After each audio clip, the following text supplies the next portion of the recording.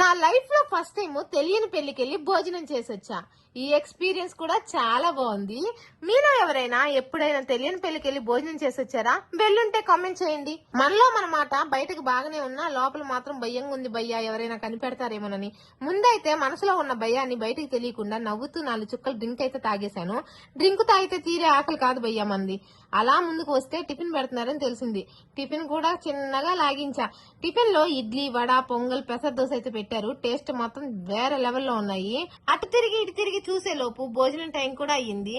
భోజనం సెక్షన్ కి వస్తే ముందుగా అరిటాక్ ప్లేట్ అయితే తీసుకున్నాను. దీంట్లో సలాడ్స్, జున్ను, సీతాఫలం, బకల్వా, నాటు మిర్చి బజ్జీ, వెజ్ కట్లెట్ అయితే పెట్టారు. చాలా బాగున్నాయి టేస్ట్ మాత్రం. ఇంకా ఫుడ్ సెక్షన్ కి వస్తే పుల్కా, బేబీ కార్న్ కర్రీ, పులిహోర, పుదీనా రైస్, ఆవకాయ రైస్, పనసకాయ బిర్యానీ, పన్నీర్ కర్రీ పెట్టారు. అన్ని కడుపులోకి తోసేసా. లైట్ గా వైట్ రైస్, ముద్దపప్పు, నెయ్యి, నల్లకారం, పప్పు పొడి, మునక్కాయ, తోటకూర ఫ్రై, ఫ్రెంచ్ ఫ్రైస్, అప్పడాలు అన్ని తినడం స్టార్ట్ చేసి ఒక్కొక్క కర్రీతో ఒక్కొక్క ముద్ద తినేశాను.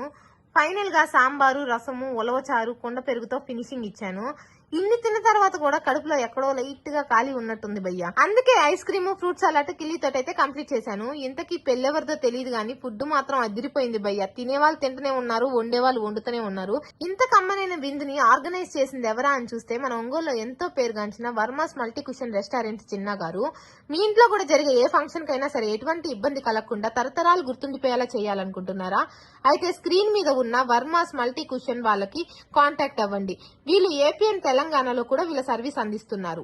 అంతేకాకుండా మన వర్మాస్ వాళ్ళు 50 మంది నుంచి 10,000 మంది వరకు క్యాటరింగ్ అందిస్తున్నారు.